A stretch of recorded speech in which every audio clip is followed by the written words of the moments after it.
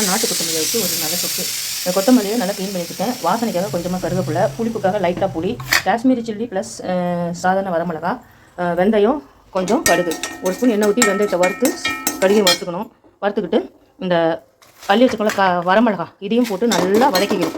நல்லா வதக்கணுன்னே நல்லா ஆஃப் பண்ணிவிட்டு இந்த மல்லியும் ஒரு வதக்கிக்கணும். வதக்கிட்டு புளியை ஊற்றி கொஞ்சமாக உப்பு போட்டு நல்லா தொக்கு மாதிரி தண்ணி இல்லாமல் அரைச்சிக்கணும். அவ்வளோதான். அரைச்சிட்டு நல்லெண்ணெயில் தான் இது வந்து செய்யணும். அப்போ நல்லாயிருக்கும். நல்லெண்ணெய், கொஞ்சமாக கடுகு, உளுத்தம் பருப்பு, கொஞ்சமாக உங்களுக்கு விருப்பம் இருந்தால் பெருங்காயம் போட்டுக்கலாம். இல்லைன்னா அது வந்து தேவையில்லை. அந்த பாருங்கள், அரைச்சி வச்ச கொத்தமல்லி தொக்கு இப்படியாக இருக்கணும். ரொம்ப ஃபைன் பேஸ்ட்டாக அரைக்கக்கூடாது, சரிங்களா? இதை ஃபுல்லாகவே எண்ணெயில் போட்டு நல்லா ஃப்ரை ஆகி இப்படி இருக்கும். நல்லா எண்ணெய் பிரிஞ்சு வந்தோடனே இதை வந்து எடுத்துட வேண்டியதான். சுட சுட சாதத்தில் இட்லி தோசை வச்சு சாப்பிட்டா ரொம்ப நல்லாயிருக்கும்.